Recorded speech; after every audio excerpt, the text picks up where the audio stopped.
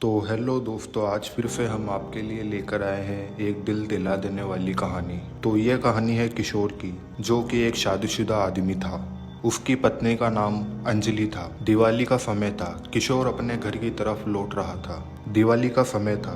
किशोर अपने घर की तरफ लौट रहा था। तो किशोर कुछ दूर चलता है कि उसे एक औरत हाथ में दिए लिए चौराहे की तरफ आती दिखती है। किशोर देखता है कि वो औरत चौराहे पर दिया रखती है और किशोर के देखते ही देखते वो औरत वहां से गायब हो जाती है। किशोर उस चौराहे की तरफ थोड़ा आगे ही बढ़ता है कि वो औरत एकदम से किशोर के सामने आती है और जिस किशोर डिसबैलेंस हो जाता है और चौराहे पर पड़े उन दियों के ऊपर जाकर गिर जाता है। किशोर के पूरे कपड़े जल चुके थे और किशोर वापस खड़ा होकर देखता है तो वो औरत उसे कहीं नहीं दिखती। अब किशोर बहुत ही शांत हो गया था और अपने घर की तरफ वापस आ रहा था। किशोर अपने घर पहुंच जाता है और घर जाते ही अपनी पत्नी से खाना मांगने लगता है। तो अंजलि किशोर के लिए खाना लेकर आती है। अंजलि देखती है कि किशोर अकेला ही 20 लोगों का खाना खा जाता है। किशोर खाना खाने के बाद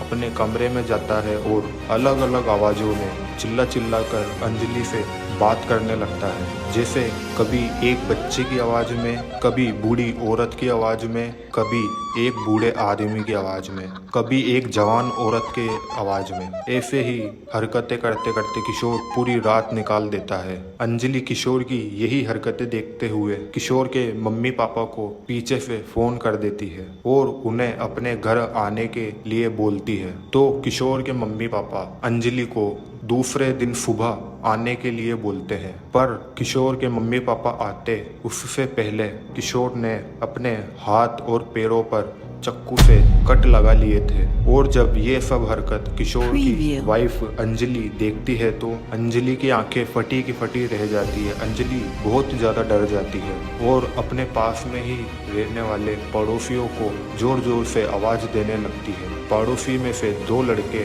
वहां आते हैं और किशोर को जल्दी से जल्दी हॉस्पिटल लेकर जाते हैं। अंजलि का पूरा घर खून में सन चुका था। किशोर हॉस्पिटल में वैसी ही हरकतें कर रहा था जैसे कि वो घर पर कर रहा था। जैसे कि तेज तेज हंसना, जैसे कि किशोर को कुछ हुआ ही ना हो, उसे दर्द का एहसास ही ना हो रहा हो। किशोर की ऐसी हालत देखते हुए कोई भी डॉक्टर या नर्स किशोर का इलाज नहीं कर रही थी, क्योंकि उन्हें भी डर लग रहा था। किशोर पूरी रात हॉस्पिटल में ऐसे ही हरकतें करते हुए पूरी रात निकालता है और दूसरा दिन होता है। दूसरे दिन किशोर के मम्मी पापा हॉस्पिटल पहुंचते हैं और किशोर को देखते हैं। किशोर की मम्मी किशोर को देखते ही समझ जाती है कि किशोर पजेस्ट हो चुका है, इसके ऊपर किसी बुरी आत्मा का साया है। पर किशोर की मम्मी को ये नहीं पता था कि इसके ऊपर एक नहीं बहुत सी आत्माओं का साया है। तो किशोर की मम्मी कहती है कि इसका इलाज यहाँ हॉस्पिटल में नहीं होगा, इसे वापस घर लेकर चलो।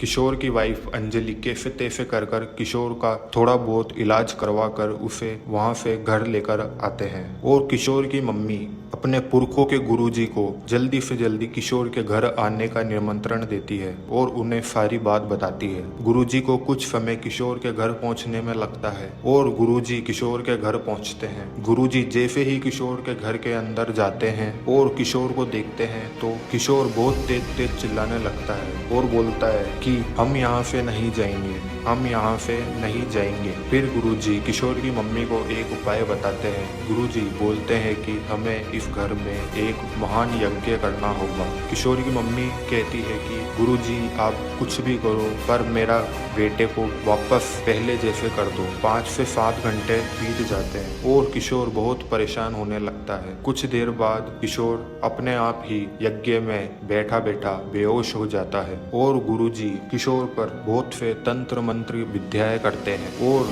गुरुजी किशोर की मम्मी को बताते हैं कि यह जब उस रास्ते से घर आ रहा था तब इसको एक औरत दिखी थी और उसे बचाने के चक्कर में ये उन 77 जलते हुए दियों पर जाकर गिर गया, जो उस औरत ने काला जादू कर उस चौराहे पर रख रखे थे। किशोर ने उन 77 आत्माओं को खंडित कर दिया है, जिसकी वजह से वो 77 आत्माएं इस पर हावी हो गई है और ये 77 आत्माएं किशोर को तो वहीं उस ही चौराहे पर ही मार देती, पर ये दिवाली की पूजा के लिए जो गणेश जी और लक्ष्मी जी की मूर्तियां लेकर आ रहा था उसकी वजह से ये बच गया। और गुरुजी बताते हैं कि किशोर को वापस वहीं उस ही चौराहे पर जाकर माफी मांगनी होगी, वापस वो दिए जलाने होंगे, तब जाकर इसे कुछ राहत मिलेगी। और गुरुजी बताते हैं कि उस चौराहे पर कई सालों पहले एक बस का एक्सीडेंट हो गया था, जिसकी वजह से वहाँ आत्माओं का वास है। और